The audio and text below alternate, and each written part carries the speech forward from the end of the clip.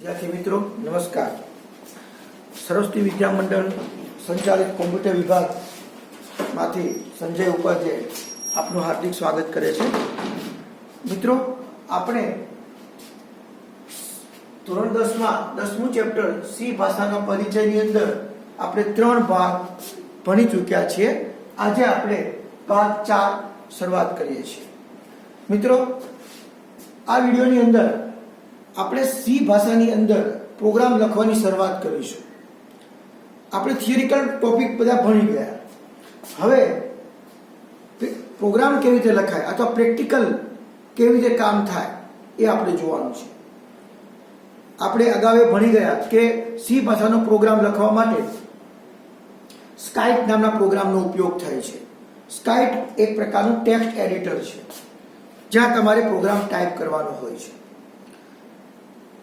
આ પ્રોગ્રામ લખતી વખતે તમારે અમુક બાબતો ધ્યાનમાં રાખવી પડે છે અને એ બાબત વિશે આપણે જોઈએ અને એના માટે મેં એક ટોપિક બનાવ્યો છે કે સી પ્રોગ્રામમાં ધ્યાનમાં રાખવાની બાબતો।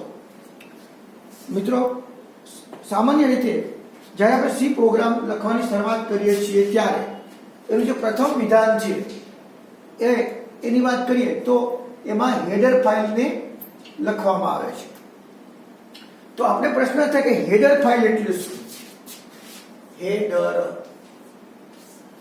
हेडर फाइल एटले एवी फाइल के जेनु एक्सटेंशन .h होय अने ए जे हेडर फाइल छे आम तो एक प्रकारનું फंक्शन छे। ए फंक्शननी फाइल छे के जेनी अंदर प्रोग्रामમાં उपयोगी होय तेवा दरेक फंक्शनનો समावेश आ फाइलમાં કરવામાં આવેલો હોય એને હેડર ફાઇલ કહેવાય। અને આ હેડર ફાઇલને સામાન્ય રીતે સૌથી પહેલા લખવામાં આવે છે। એ તમને હું પ્રોગ્રામ સમજાવીશ ત્યારે તમને હું બધા ડિટેલ્સમાં વાત કરીશ, પણ એવું કહી શકાય કે સામાન્ય રીતે મેઇન ફંક્શન પહેલા હેડર ફાઇલ લખવામાં આવે છે અને આ હેડર ફાઇલમાં તમામ ઇનબિલ્ટ ફંક્શનોનો સમાવેશ થયેલો હોય છે। ઇનબિલ્ટ એટલે આપણે વાત કરી એમ કે ભાઈ સી ભાષાની અંદર પહેલેથી જ જે ફંક્શનો મૂકવામાં આવ્યા છે, સી કમ્પાઇલરની અંદર જ જે ફંક્શનનો સમાવેશ કરવામાં આવ્યો છે એને ઇનબિલ્ટ કહેવાય અને આ ઇનબિલ્ટ ફંક્શનો જે ફાઇલમાં હોય એને હેડર ફાઇલ કહેવાય અને આ હેડર ફાઇલને મેઇન ફંક્શનની શરૂઆતમાં લખવામાં આવે છે જેનું એક્સટેન્શન .h હોય છે। ત્યાર પછી બીજી વાત કરીએ, સી પ્રોગ્રામમાં એક મેઇન ફંક્શન હોવું જોઈએ। મિત્રો ફંક્શન જે ખબર કેમ પડે તો કે મેઇન જે પણ ફંક્શનનું નામ હોય એ પછી એક કાઉન્સ નિશાની હોય એટલે મીન્સ કે એ ફંક્શન છે। તો એવું કહેવા માંગુ છું કે એક મેઇન ફંક્શન હોવું જોઈએ। મેઇન એ યુઝર ડિફાઇન્ડ ફંક્શન છે અને એ હોવું જ જોઈએ। એવું કહી શકાય કે એ મેઇન ફંક્શન પછી એક કરલી બ્રેકેટ, ઓપનિંગ કરલી બ્રેકેટ એટલે કે ઉઘડતો છગડીયો કૌંસ મૂકવામાં આવે છે, ત્યાંથી પ્રોગ્રામના અમલની શરૂઆત થાય છે। પ્રોગ્રામના એક્ઝિક્યુશનની શરૂઆત હંમેશા આ છગડીયા કૌંસથી થાય। ધારો કોઈ એવું કહે છે કે મેઇન ફંક્શન પછી જે છગડીયો કૌંસ આવે ત્યાંથી શરૂઆત થતી હોય છે। એ તમને પ્રોગ્રામ સમજાય ત્યારે બીજી વખત રિપીટ કરીશ। ત્યાર પછી સી પ્રોગ્રામમાં એક સરખા નામ ધરાવતા બે વિધેયો ન હોવા જોઈએ। જ્યારે આપણે ફંક્શનનો ઉપયોગ કરીએ છીએ એ ફંક્શનોમાં ઘણી વખત યુઝરે પોતાની જાતે ફંક્શન બનાવવા પડે છે અને એ વખતે એક સરખા નામના બે ફંક્શન ના હોવા જોઈએ એવું કહેવા માંગે છે। સામાન્ય રીતે સી પ્રોગ્રામ છે એ સ્મોલ એટલે કે બીજી એબીસીડીમાં લખવામાં આવે છે। સી ભાષામાં જે પ્રોગ્રામ લખો ત્યારે એ હંમેશા સ્મોલ એબીસીડીમાં એટલે કે બીજી એબીસીડીમાં લખવામાં આવે છે। ત્યાર પછી નેક્સ્ટ વિચારીએ તો સી પ્રોગ્રામમાં આઈડેન્ટિફાયર કેસ સેન્સિટિવ છે। આઈડેન્ટિફાયર શું છે એ તમને અગાઉ થિયરીમાં મેં સમજાવી દીધું છે। એવા શબ્દો, આઈડેન્ટિફાયર એટલે એવા શબ્દો કે જે યુઝરે બનાવ્યા હોય અને એનો કોઈ ચોક્કસ અર્થ નીકળતો હોય એ બધા કેસ સેન્સિટિવ છે। એટલે કે પહેલી એબીસીડીમાં લખો તો અલગ થાય અને બીજી એબીસીડીમાં લખો તો પણ અલગ થાય। દાખલા તરીકે હું એમ લખું કે ટોટલ અને ટોટલ આ બંને અલગ અલગ છે. આ પહેલી એબીસીડીમાં લખ્યું, આ બીજી એબીસીડીમાં લખ્યું. એટલે જો તમે બીજી એબીસીડીમાં લખો તો બધી જગ્યાએ ટોટલ કરવા માટે બીજી એબીસીડી શબ્દ વાપરવાનો. એ કેસ સેન્સિટિવ છે એવું કહેવા માંગે છે. ત્યાર પછીની વાત કરીએ તો જ્યારે તમે સી ભાષામાં પ્રોગ્રામ લખો છો ત્યારે બે શબ્દો વચ્ચે એક સ્પેસ, એક જગ્યા છોડવામાં આવે છે. એ પણ વસ્તુ આપણને ખબર હોવી જોઈએ. ત્યાર પછી સૌથી અગત્યની બાબત, સી ભાષાની અંદર સૌથી અગત્યની બાબત હોય તો એ આ છે કે સામાન્ય રીતે સી ભાષાના દરેક વાક્યોના અંતમાં સેમિકોલોન ફરજિયાત કરવામાં આવે છે, સિવાય કે લૂપિંગ સ્ટેટમેન્ટમાં નહીં. આનો મતલબ શું થાય કે સી લેંગ્વેજ છે એના દરેક વાક્યોના અંતમાં સેમિકોલોન કરવું ફરજિયાત છે. લૂપિંગ સ્ટેટમેન્ટ એટલે જેમ કે જે બાબતને તમે લૂપમાં મૂકવા માંગતા હોય એ પાછળ થિયરીમાં ભણવામાં આવશે. જેમ કે ઇફ સ્ટેટમેન્ટ છે, ફોર લૂપ છે, ડુ વાઇલ છે, એ બધા લૂપિંગ સ્ટેટમેન્ટ કહેવાય. એ લૂપિંગ સ્ટેટમેન્ટના અંતમાં સેમિકોલોન નહીં કરવાનું, પણ બાકીના દરેક સ્ટેટમેન્ટમાં સેમિકોલોન મસ્ટ બી નેસેસરી. ત્યાં છેલ્લો નિયમ આપણે એવો છે કે સી પ્રોગ્રામમાં શરૂ થતા ઓપનિંગ બ્રેકેટને સંબંધિત ક્લોઝિંગ બ્રેકેટ પણ હોવો જોઈએ. એટલે કે તમે સી ભાષાનો પ્રોગ્રામ લખ્યો એમાં તમે જેટલી જગ્યાએ ઓપનિંગ બ્રેકેટનો ઉપયોગ કર્યો હોય એને બંધ કરવા માટે એટલા જ ક્લોઝિંગ બ્રેકેટ પણ હોવા જોઈએ. મિત્રો, હવે આ બાબતને સમજવા માટે આપણે એક એક્ઝામ્પલ લઈએ તો આપણને વધુ ખ્યાલ આવશે. તો અહીંયા મેં એક સિમ્પલ પ્રોગ્રામ તમને સમજાવવાનો પ્રયત્ન કર્યો છે કે welcome to my dearest student. મારે આ રીતનું આઉટપુટ મળે એવો સિમ્પલ લોજિક વગરનો પ્રોગ્રામ લખવો છે, સિમ્પલ છપાવવું છે. તો આ સિમ્પલ વાક્ય છપાવવા માટે સી ભાષાનો લોજિક વગરનો પ્રોગ્રામ પહેલા આપણે સમજીએ. આવું આઉટપુટ લાવવું છે. તો મિત્રો, સૌથી પહેલા સ્કાઇપ પ્રોગ્રામ ઓપન કરો. સ્કાઇપ પ્રોગ્રામ મીન્સ કે સ્કાઇપ ટેક્સ્ટ એડિટર ઓપન કરો. ત્યાર પછી તમે આ રીતે પ્રોગ્રામ લખવાની શરૂઆત કરો. આ રીતે પ્રોગ્રામ લખો. પણ આ પ્રોગ્રામમાં મેં જેટલા વાક્યો લખ્યા છે એ વાક્યો પહેલા હું સમજાવું છું, એ સમજો અને ત્યાર પછી તમારે જાતે એ સ્ટેટમેન્ટ લખવાના છે. પહેલું વાક્ય છે હેઝ ઇન્ક્લુડ સ્ટેડિયોઇટ. હેઝ એ શું બતાવે છે કે આ ઇન્ક્લુડ એટલે કે કોણીય બ્રેકેટની અંદર સ્ટેડિયોઇટ આ એક હેડર ફાઇલ છે. આપણે વાત કરી ને કે સૌથી પહેલા મેઇન ફંક્શનની પહેલા એક હેડર ફાઇલ લખવામાં આવે છે. તો શરૂઆતમાં હું હેડર ફાઇલ લખું છું. સ્ટેડિયોઇટ, સ્ટેડિયોઇટનું પૂરું નામ છે standard input output header file. Standard input output header file ખબર કેમ પડે? .h છે એટલે એને હંમેશા કોણીય બ્રેકેટમાં લખવામાં આવે છે. અને ઇન્ક્લુડ એટલે જોડાવો, કે આ હેડર ફાઇલને જોડો. અને એ ઇન્ક્લુડ શબ્દનો જ્યાં ઉપયોગ થાય એની આગળ હેઝ નિશાની ફરજિયાત છે.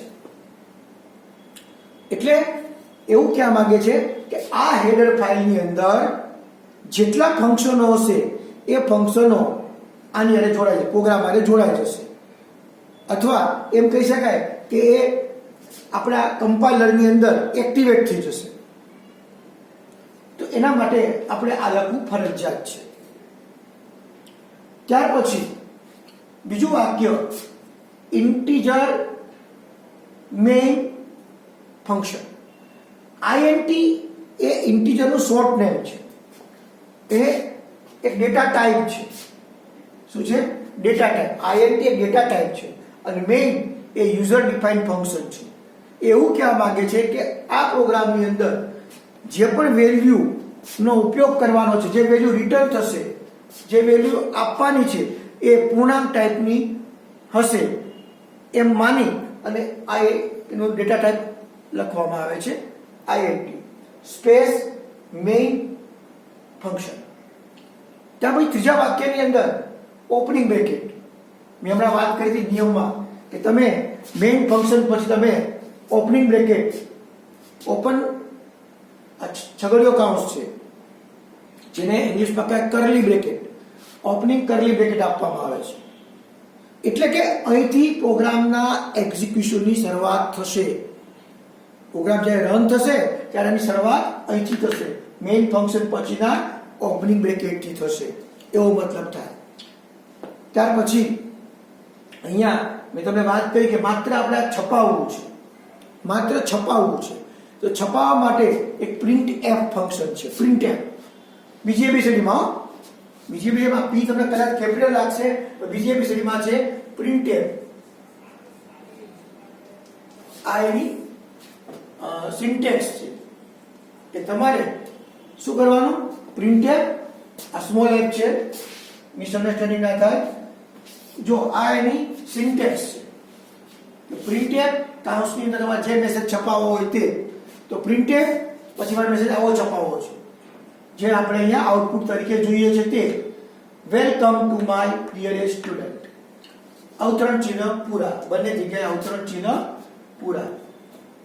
તમને એક પ્રશ્ન થશે કે અહીંયા બેકસ્લેશ n કેમ આપ્યું છે? આવું તો તમે આઉટપુટમાં આપ્યું નથી. તો આનો અર્થ એવો થાય છે કે જ્યારે આઉટપુટ આવે ત્યારે એક લાઈન છોડીને આવે, એને એટલે નેક્સ્ટ લાઈન, જ્યાં એનો કંટ્રોલ હોય એક લાઈન છોડી અને છપાય, એટલા માટે /n આપેલ છે. તમે ન આપો તો પણ તકલીફ નથી, આપો તો કંઈક સારું લાગે, એના માટે છે. તો પ્રિન્ટએફ ફંક્શન છે એ ફંક્શન ક્યાં છે? સ્ટેરિયો એચ ની અંદર છે. એટલા માટે આપણે પ્રિન્ટએફ ફંક્શનનો ઉપયોગ કરવો હતો, એટલા માટે આપણે આ હેડર ફાઇલને લિંક કરી છે. ત્યાર પછીનું વિધાન જુઓ, રિટર્ન 0. આ 0 છે એટલે કે વાક્યનું આઉટપુટ છપાઈ ગયા પછી વેલ્યુ રિટર્ન કરવાની છે. એ વેલ્યુ રિટર્ન થવી જ જોઈએ. 0 એટલે કંઈ નહીં, નલ. તો એ સીધું ક્યાં થશે રિટર્ન? ઇન્ટીજર મેઇનમાં થશે. આ તો સિમ્પલ પ્રોગ્રામ છે. જ્યારે લોજિકલી પ્રોગ્રામ આવશે ત્યારે આઉટપુટ છપાઈ ગયા પછી રિટર્ન 0 લખવાથી કંઈ નહીં, 0 એક એટલે કે ન્યુમેરિક અંક નલ, એ રિટર્ન થઈને સીધો અહીંયા આવશે અને ફરી પ્રોગ્રામનો અમલ જ્યારે કરવો હોય ત્યારે કરી શકશો. એટલા માટે રિટર્ન 0 લખવું જરૂરી છે. જો આપણે રિટર્ન 0 ન લખીએ તો એક એરર આવશે અને એરર આપણને વેલ્યુ રિટર્ન કરવાનું સૂચન કરશે. વેલ્યુ રિટર્ન માટેની જરૂરી વિધાન એવું આપણને એક મેસેજ આપશે. અને કયા ટાઈપનો મેસેજ આવશે જો એ તમને જાણવું હોય તો એ પણ તમને હું કહી દઉં. મેસેજ આવે છે કે તમે function should return A value.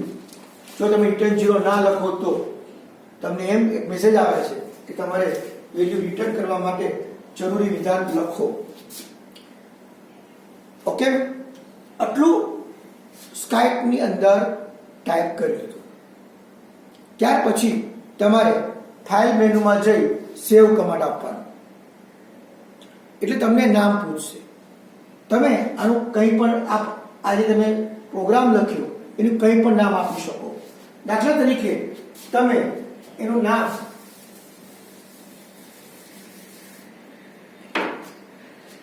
first.c આપો છો. તો પેલો પ્રોગ્રામ છે, નામ આપણે એવું આપ્યું ફર્સ્ટ, અને .c એ એક્સટેન્શન છે. સી પ્રોગ્રામનું એક્સટેન્શન છે. એટલે આ રીતે તમે નામ આપો અને ફાઇલને સેવ કરી દો. હવે મિત્રો આ પ્રોગ્રામને આપણે કમ્પાઇલ કરવો પડશે.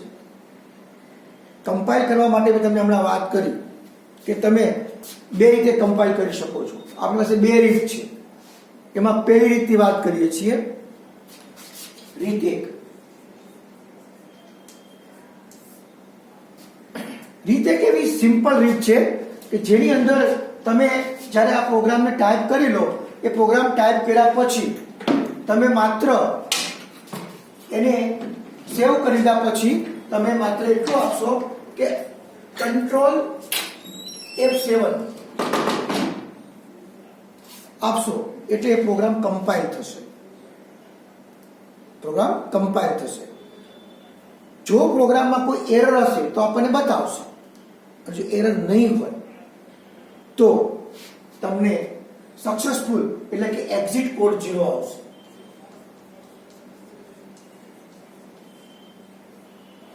મિત્રો ફરીવાર બોલું છું કે પ્રોગ્રામ ટાઈપ કર્યા પછી સેવ કર્યા પછી તમે એને કંટ્રોલ F7 શોર્ટકટ કી આપી અને કમ્પાઇલ કરો છો. જો કમ્પાઇલ કરો ત્યારે એક્ઝિટ કોડ 0 આવે, ધેટ મીન્સ કે તમારો પ્રોગ્રામ કમ્પાઇલ સક્સેસફુલ છે. અને ત્યાર પછી તમારે એનો જવાબ મેળવવો હોય, આ પ્રોગ્રામનું આઉટપુટ મેળવવું હોય તો આઉટપુટ મેળવવા માટે તમારે કંટ્રોલ F9 કીનો ઉપયોગ કરવાનો. કંટ્રોલ F9 આપશો એટલે તમને પ્રોગ્રામનું આઉટપુટ જોવા મળશે. આ એક રીત છે. પરંતુ મિત્રો આપણે વાત કરેલી કે ઘણી વખત એવું બનતું હોય છે કે જ્યારે આપણે કોઈ આ તો સિમ્પલ લોજિક વગરનો પ્રોગ્રામ હતો તો કોઈ વેલ્યુ બહારથી ઇનપુટ કરવાની હોય,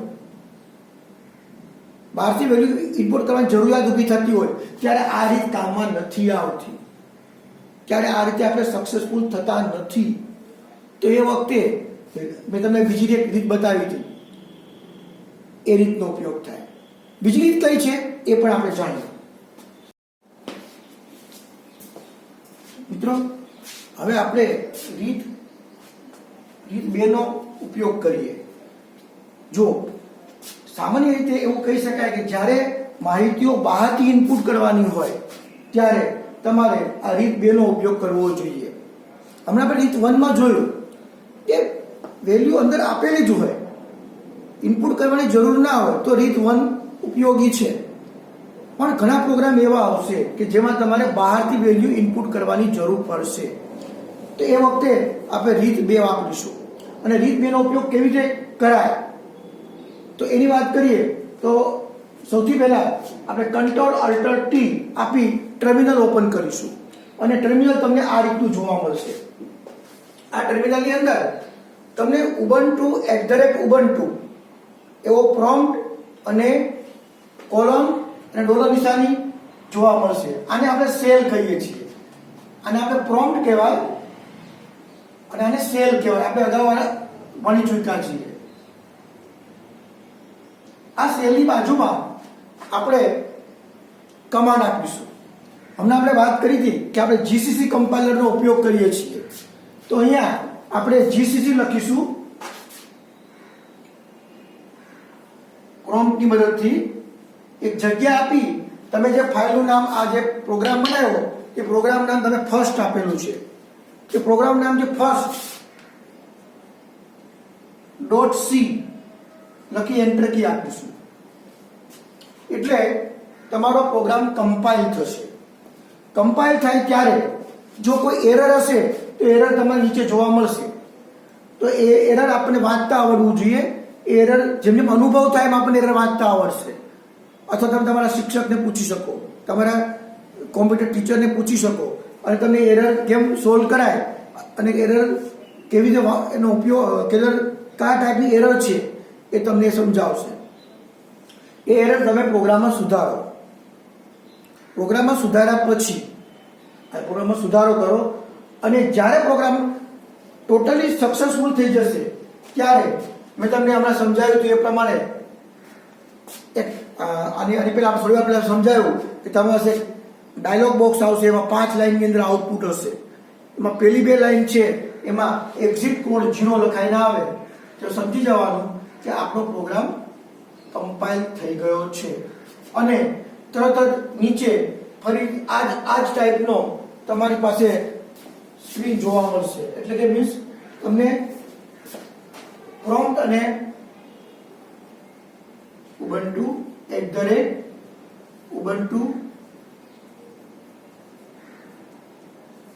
અહીંયા તમે કર્સર જોવા મળશે. ત્યાં તમે આઉટપુટ મેળવવા માટે, જવાબ મેળવવા માટે તમે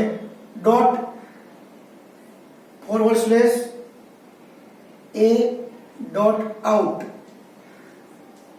જેને ગઈકાલે સમજાવ્યું હતું એ રીતે આઉટ નામની ફાઇલની અંદર એ આખું પ્રોગ્રામનું આઉટપુટ તમને જોવા મળશે.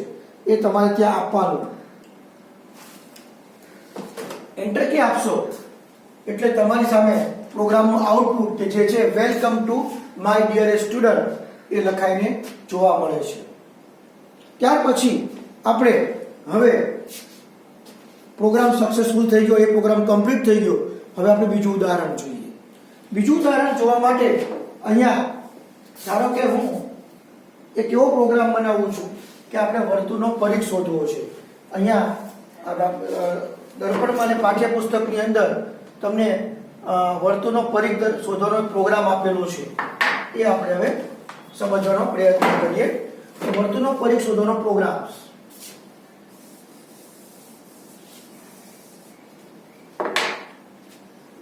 વર્તુળનો પરિઘ શોધવા માટેનો સી પ્રોગ્રામ આપણે લખીએ. તો આ પ્રોગ્રામ પણ આપણે સમજીએ અને એ પરથી આપણને ખ્યાલ આવશે. એ વિદ્યાર્થી મિત્રો, આપણે હવે બીજો પ્રોગ્રામ વર્તુળનો પરિઘ શોધવા માટેનો સી પ્રોગ્રામ વિશે સમજીએ. જો મિત્રો, અહીંયા મેં પહેલું વિધાન લખેલું છે. એ વિધાન કોમેન્ટ લાઈન છે. સામાન્ય રીતે કોમેન્ટ લાઈન તમારે લખવી હોય ત્યારે એને આ રીતે // અને તમે જે પણ કોમેન્ટ લાઈન લખવી છે એ લખી શકો. અને જ્યાં કોમેન્ટ લાઈન પૂરી કરવી હોય ત્યાં ફરી ફૂદડી અને // આપી દેવાનું. આ કોમેન્ટ લાઈન છે. તમને પ્રશ્ન થશે કે કોમેન્ટ લાઈન એટલે શું? આ કોમેન્ટ લાઈન જ્યારે પ્રોગ્રામ આપણે કમ્પાઇલ કરીએ અને રન કરીએ ત્યારે કમ્પાઇલર એને ધ્યાનમાં લેતું નથી. સામાન્ય રીતે કોમેન્ટ લાઈનની અંદર જે તે પ્રોગ્રામની રકમ અથવા જેને પ્રોગ્રામ લખેલો હોય પોતાનું નામ અથવા કોઈ હેલ્પ માટેના જરૂરી સૂચનો લખવામાં આવે છે. અને એ સૂચનો કમ્પાઇલર ધ્યાનમાં લેતું નથી. પણ એ કોને ઉપયોગી થાય? જે વ્યક્તિ પ્રોગ્રામ વાંચતો હોય એને, જે વ્યક્તિ પ્રોગ્રામ જોતો હોય એને, અથવા કોઈ ત્રીજી વ્યક્તિ કે જે કોમ્પ્યુટર પ્રોગ્રામિંગ જાણતું નથી એને ખ્યાલ આવે કે આ પ્રોગ્રામ શેનો છે. રકમ હોઈ શકે અથવા કોણે બનાવ્યો છે એનું નામ પણ લખી શકાય. તો એ બધું કોમેન્ટ લાઈનમાં આવે છે. અને ફરીવાર કોમેન્ટ લાઈન લખવી હોય ત્યારે તમારે //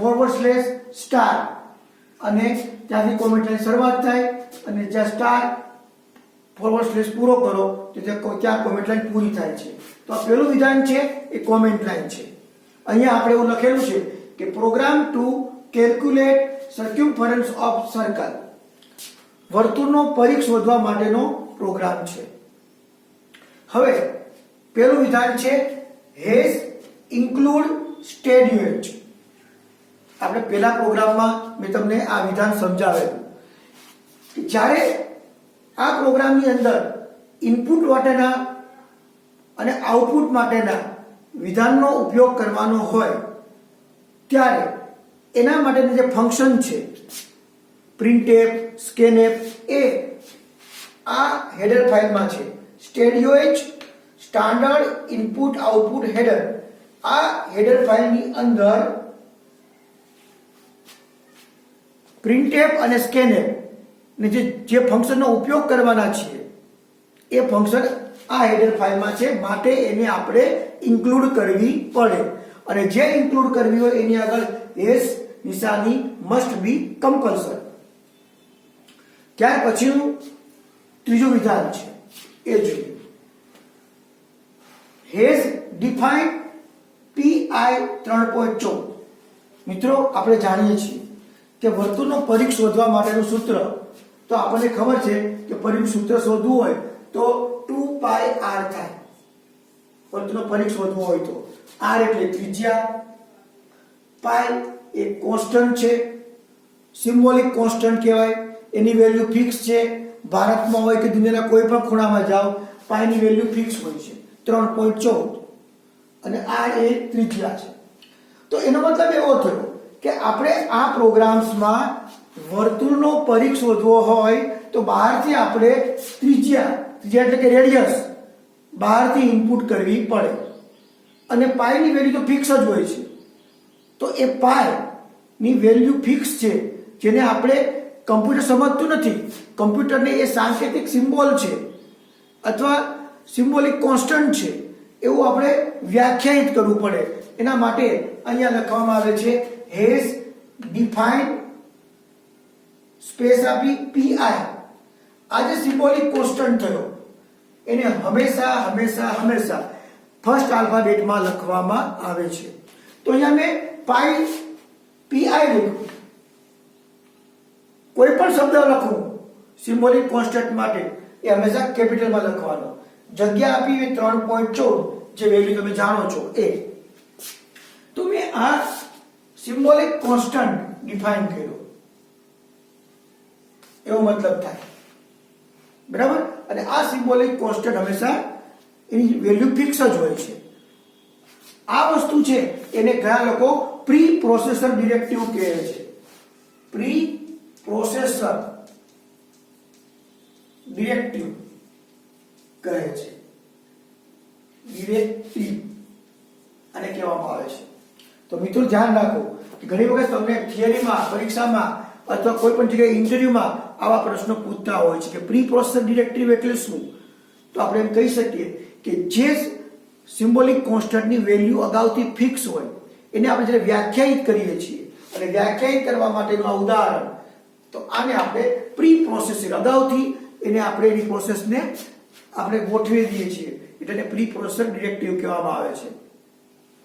મિત્રો આ બધા જે જો દરેક સ્ટેટમેન્ટ તમને સમજાવું છું એ દરેક સ્ટેટમેન્ટમાંથી તમને પ્રશ્ન બની શકે, તમારે એમસીક્યુ માટે પ્રશ્ન બની શકે. તો એ બધું તમારે ધ્યાનમાં રાખવાનું છે અને ઇન્ટરવ્યુમાં પણ કામ લાગશે. તમે ભવિષ્યમાં ક્યાંય પ્રોગ્રામિંગ માટેનો ઇન્ટરવ્યુ આપો ત્યારે આવા બધા ક્વેશ્ચન પણ તમને પૂછતા હોય છે. તમે જો કે તમે પ્રશ્નોની વાત કરો તો ઇન્ક્લુડ ની આગળ હેઝ નિશાની છે, ડિફાઇન કરો એની આગળ નિશાની હેઝ છે, તો હેઝ નિશાનીથી શરૂઆત થાય એની. ત્યાર પછીનું વિધાન છે ચોથું વિધાન એ છે ઇન્ટીજર મેઇન. મેઇન નામનું ફંક્શન જેને આપણે અગાઉ ભણી ચૂક્યા છીએ. આપણે મેં અગાઉ પેલા પ્રોગ્રામમાં તમને વાત કરી દીધી કે યુઝર ડિફાઇન ફંક્શન છે અને એની આગળ ઇન્ટીજર એ ડેટા ટાઈપ છે. એ એવું નિર્દેશિત કરે છે કે તમે આ જે મેઇન ફંક્શન છે, જે યુઝર ડિફાઇન ફંક્શન છે એની અંદર તમે પૂર્ણાંક સંખ્યાઓ કે અપૂર્ણાંક સંખ્યાઓ દાખલ કરવાના છો. તો પૂર્ણાંક સંખ્યાઓનું તમને જે વેલ્યુ રિટર્ન કરશે એ પૂર્ણાંક જ હશે એ માની લેવામાં આવે છે અને માટે ઇન્ટીજરનો INT લખેલો છે. ત્યાર પછી ઓપનિંગ બ્રેકેટ એટલે કે આ જે કર્લી બ્રેકેટ છે ઓપનિંગ બ્રેકેટનો નિર્દેશ કરે છે. ત્યાર પછી જે વિધાન છે એમાં તમે જુઓ કે મેં ફ્લોટ નામનો ડેટા ટાઈપ આપ્યો છે. તો ફ્લોટ એટલે શું? ફ્લોટિંગ. આ પ્રોગ્રામ દ્વારા હું એવું કહેવા માંગુ છું કે જ્યારે પણ વેલ્યુ દાખલ કરવાની આવશે, બહારથી રેડિયસની વેલ્યુ દાખલ કરીશ કે આનો જવાબ જે આવશે એ પૂર્ણાંક પણ આવી શકે અને અપૂર્ણાંક પણ આવી શકે. તો અપૂર્ણાંક પણ આવી શકે એ શક્યતા માટે અહીંયા ફ્લોટ ડેટા ટાઈપનો ઉપયોગ કરવામાં આવે છે. ફ્લોટ એટલે અપૂર્ણાંક, એની અંદર પૂર્ણાંક પણ આવી શકે, અપૂર્ણાંક પણ આવી શકે. પણ તમે જે યુઝર જે વેલ્યુ દાખલ કરશે એ કેવા ટાઈપની દાખલ કરશે તો તમે જાણતા નથી, હું પણ જાણતો નથી. પ્રોગ્રામ હંમેશા એવો હોવો જોઈએ કે યુઝર એટલે કે ઉપયોગકર્તા કોઈ પણ પ્રકારની વેલ્યુ દાખલ કરી શકે, એની મનમાં આવે એવી રીતે વેલ્યુ દાખલ કરી શકે. તો અહીંયા હું એવું વિચારું છું કે જે વ્યક્તિ વેલ્યુ દાખલ કરશે એ પૂર્ણાંક પણ હશે, અપૂર્ણાંક પણ હશે. તો કેવા ટાઈપની હશે તો કે આર એટલે રેડિયસ. અહીંયા રેડિયસ દાખલ કરવાની છે એના માટે મેં વેરિયેબલ લીધો આર. તમે રેડિયસ પણ લખી શકો અને આર પણ લખી શકો, એ યુઝર ઉપર આધાર છે. તો અહીંયા હું વેરિયેબલ તરીકે આર લઉં છું અને એનો જે જવાબ આવશે એ જવાબ આપણને ખબર સૂત્ર આ ટાઈપનું છે કે આ ટાઈપનું સૂત્ર છે કે સી ને આપણે પરિઘ કહીએ, એટલે અંગ્રેજીમાં કહેવાય સર્ક્યુમ્ફરન્સ. મેં ટૂંકમાં સી લખ્યું. આર ને આપણે ત્રિજ્યા કહીએ. તો અહીંયા હું ત્રિજ્યા દાખલ કરવાનો છું એટલે મને વેરિયેબલ લઈ લેવો પડે આર. એનો જવાબ શેમાં આવશે? તો કે સી નામના વેરિયેબલમાં આવશે. એ પૂર્ણાંકમાં આવી શકે, અપૂર્ણાંક પણ આવી શકે. માટે મેં આર અને સી બંનેને ફ્લોટ ડેટા ટાઈપ તરીકે બતાવેલા છે. મિત્રો બરાબર ધ્યાનમાં રાખો, પ્રોગ્રામરે બધું જ વિચારવું પડે છે કે આનો જવાબ કેવો આવશે, યુઝર કેવી કેવી વેલ્યુ દાખલ કરે, એના ઉપરથી એ ડેટા ટાઈપ નક્કી કરે છે. અને માટે જ મેં અહીંયા ફ્લોટ ડેટા ટાઈપ લીધો છે.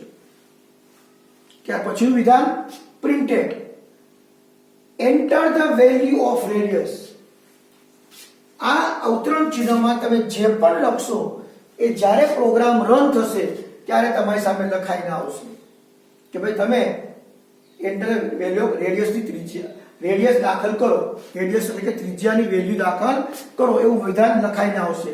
હમણાં હું અહીંયા જ્યારે તમારી સામે રન કરીશ ને તે તમને હું બતાવીશ. અને કર્સર નીચે રાહ જોતો હશે. આમાં શું થશે? ફરીવાર બોલું, જ્યારે પ્રોગ્રામ રન થશે ત્યારે આ વિધાન એમ લખાઈને આવશે આ રીતે: enter the value of radius. અને કર્સર અહીંયા બ્લિંકિંગ થતો હશે. એ રાહ જોતો હશે કે તમે વેલ્યુ દાખલ કરો. તો એ વેલ્યુ દાખલ કરો અને સ્વીકારવાનું કામ કોણ કરે છે? Scanf function. આ તમે વેલ્યુ જે દાખલ કરો છો પ્રિન્ટએફ માટે, અને જેમ વેલ્યુ તમે દાખલ કરશો એટલે સ્વીકારવાનું કામ સ્કેનએફ ફંક્શન કરે છે. આ બંને ફંક્શન પ્રિન્ટએફ અને સ્કેનએફ એ સ્ટેડિયો એજ નામની હેડર ફાઇલમાં છે, માટે એનો અહીંયા ઉપયોગ કરેલો છે. Scanf in bracket %f. આ પર્સન્ટેજ સિમ્બોલ છે, એ સિમ્બોલ સી ભાષાની અંદર કમ્પલસરી છે કે તમારે જે ડેટા ટાઈપ હોય એ ડેટા ટાઈપની આગળ પર્સન્ટેજ લખવાનું. તમે જે ડેટા ટાઈપ ઉપયોગ કર્યો છે ફ્લોટ માટે ટૂંકમાં f લખાય. એ અવતરણ ચિહ્નમાં કોમા એન્ડ r છે એ ત્રિજ્યા અને n છે એ તમે જે ત્રિજ્યા દાખલ કરશો એનું મેમરી લોકેશનનું સ્થાન બતાવે છે. મિત્રો આ બધું તમને થિયરીમાં પાછળ હજી આવશે. તમને અત્યારે હું આના સ્કેનએફ ને પ્રિન્ટએફ ની જે સિન્ટેક્સ છે એ તમને સમજાવી શકતો નથી, એ પાછળ ડિટેલમાં આવે છે. માટે અત્યારે તમને એટલું કહી શકું કે સ્કેનએફ ની અંદર પહેલા પર્સન્ટેજ કઈ તમે જે ડેટા ટાઈપની વેલ્યુ દાખલ કરો છો એ આપો, કોમા, અને જે વેલ્યુ દાખલ કરો છો એ વેલ્યુનો વેરિયેબલ એની સાથે આપી દો, સેમિકોલન. હવે તમે r દાખલ કરી દીધું છે. અહીંયા તમે ધારો કે આપો છો કે 15 આપો અને એન્ટર કી આપો એટલે તરત જ આ r ની અંદર 15 મુકાઈ જશે અને એની c બરાબર 2π. પાઈ ની વેલ્યુ શું છે? 3.14 લઈ જશે. પાઈ ની જગ્યાએ 3.14 લેશે અને r ની જગ્યાએ શું લેશે? 15 લેશે. એટલે કે ગણતરી કેવી થશે? c બરાબર કોમ્પ્યુટરની મેમરીમાં કઈ રીતે ગણતરી થશે? 2 ગુણ્યા પાઈ એટલે 3.14 અને ગુણ્યા 15. આનો ગુણાકાર થશે અને જે પણ ગુણાકાર આવશે એ c નામની વેરિયેબલમાં મુકાઈ જશે. એટલે જવાબ કેમાં આવ્યો? c માં છે. હવે એને છપાવવાનું કામ કરીએ છીએ કે પ્રિન્ટએફ સર્ક્યુમ્ફરન્સ ઓફ સર્કલ ઇઝ, એટલે કે સર્કલનું પરિઘ શું છે? તો આ જવાબ ક્યાં છે? c માં છે. એ કેવો હશે? અપૂર્ણાંક હશે, કારણ કે આનો અપૂર્ણાંક. કેવો ડેટા ટાઈપ લીધો છે? ફ્લોટ. તો ફ્લોટ માટે એને છપાવવા માટે ઇસ કરી જગ્યા આપી %f. ફ્લોટ માટેનો જે સિમ્બોલ છે, જે અક્ષર છે એ f છે. %f આપો, ડબલ અવતરણ ચિહ્ન કમ્પ્લીટ કરો, કોમા, અને જે વેલ્યુ પડી હશે ક્યાં હશે? c માં હશે ને c અહીંયા મૂકી દો. એટલે જવાબ શું આવશે? તો કે અહીંયા આઉટપુટમાં આ રીતે આવશે કે સર્ક્યુમ્ફરન્સ ઇઝ, જે પણ જવાબ હશે એ જવાબ અહીંયા આવી જશે. અહીંયાનો જવાબ આવી જશે. એટલે આ વાક્ય આખે આખું છપાશે ને અને આ %f ની જગ્યાએ c ની વેલ્યુ છપાશે. તો આ રીતે તમારો પ્રોગ્રામનું આઉટપુટ જોવા મળે છે. મિત્રો હવે તમને આ જ બાબત હું ફરી અહીંયા બતાવું છું. ટર્મિનલની અંદર કેવી રીતે થાય, રન કેવી રીતે થાય, અગાઉ મેં તમને સમજાવ્યું છે, બીજું કે સમજાવું છું. તમે પ્રોગ્રામ સ્કાઇપની અંદર સ્કાઇપ ટેક્સ્ટ એડિટરની અંદર ટાઈપ કરી દીધું છે અને હવે તમે સેવ કરો છો. માનો તમે સેવ કરો છો ત્યારે તમે નામ આપો છો, આપો CIR નામ આપો છો, cir.c નામ આપો છો, બરાબર, અને સેવ કરી દીધો. હવે આપણે એ પ્રોગ્રામનું આઉટપુટ મેળવવા માટે, એટલે કે અહીંયા ઇનપુટ અને આઉટપુટ બંને વસ્તુ ધ્યાનમાં લેવાની છે, માટે તમારે ટર્મિનલનો ઉપયોગ કરવો વધુ હિતાવહ રહેશે. તેના માટે આ બીજી રીત જે આપણે ઉપયોગમાં લીધેલી એ બીજી રીતને ધ્યાનમાં લઈએ. તો કંટ્રોલ અલ્ટર ટી આપી ટર્મિનલ ઓપન કરો. આ તમારો પ્રોમ્પ્ટ સેલ બાજુમાં GCC લખી તમે પ્રોગ્રામ નામ શું આપેલું છે? CIR. પ્રોગ્રામ નામ તમે કંઈ પણ આપી શકો. મેં પ્રોગ્રામને અનુરૂપ નામ આપ્યું છે તો cir.c એન્ટર કી આપો. પ્રોગ્રામ કમ્પાઇલ થશે. GCC એને કમ્પાઇલ કરશે. કમ્પાઇલ કરે અને સક્સેસફુલ કમ્પાઇલ થઈ જાય એટલે ઉપર મુજબનો પ્રોમ્પ્ટ ફરી આવી જાય છે. જો કમ્પાઇલ નહીં થાય તો મેં તમને અગાઉ સમજાવ્યું એ રીતે એરર આવશે અને એરર તમારે સોલ્વ કરવાની રહેશે. હવે અહીંયા હું એમ કહું પ્રોગ્રામ કમ્પાઇલ થઈ ગયો, હવે તમારે એનું આઉટપુટ લેવું છે. તો આઉટપુટ માટે તમે શું કરશો? ./a.out આવું મેં તમને કમાન્ડ આના પહેલા પીરિયડમાં આના પહેલા પ્રોગ્રામમાં તમને મેં સમજાવ્યું હતું.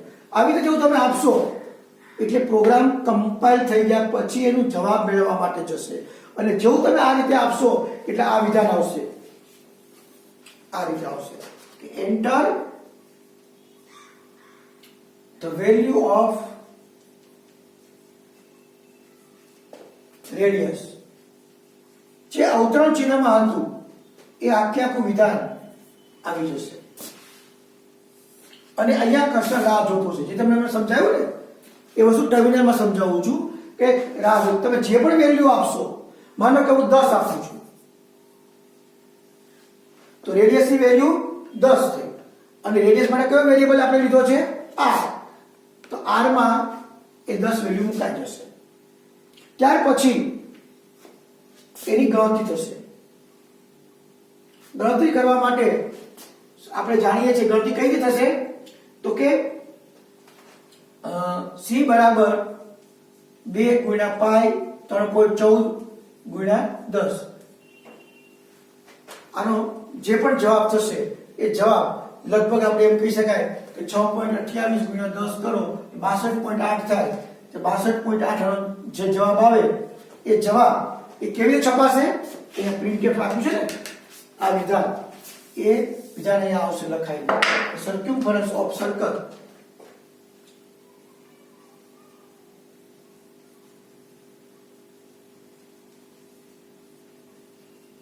is 62.8. આ અને % f માં એ ફ્લોટિંગ છે માટે અને વેલ્યુનો જવાબ ક્યાં છે? c માં, જે આપણે પ્રોગ્રામમાં બતાવ્યું સમજાયું એ અહીંયા છપાઈ જશે. તો મિત્રો આ રીતે તમને પ્રોગ્રામનું આઉટપુટ જોવા મળે અને આ રીતે આપણે બીજો પ્રોગ્રામ પણ સમજાય. હવે જો મને જરૂરી લાગશે તો તમને બીજા પ્રોગ્રામ પણ હું સમજાવીશ.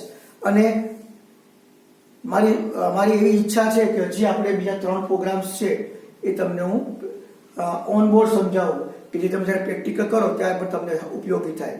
મિત્રો કાંઈ પણ તકલીફ હોય તો તમે મારો કોન્ટેક્ટ કરી શકો છો, મને પૂછી શકો છો. આ વિભાગ આપણે એટલું પૂરું કરીએ છીએ અને હવે આપણે જો જરૂરી લાગશે તો આપણે 5મો ભાગ લઈશું અને નહીંતર આપણે આ વિભાગ અહીંયા પૂરો કરીશું. મને એમ લાગે છે ત્યાં સુધી કે આ 2 પ્રોગ્રામ જે થિયરિકલ હોવા જોઈએ એ તમને સમજાવી દીધા છે અને શક્ય હશે તો તમને બીજા પ્રોગ્રામ પણ આના ઉપરથી આવડી જાય છે. તો આપણે આ ચેપ્ટર પૂરું કરીએ છીએ અને હવેથી આપણે નેક્સ્ટ ચેપ્ટર સ્ટાર્ટ કરીશું. ધન્યવાદ. Thank you.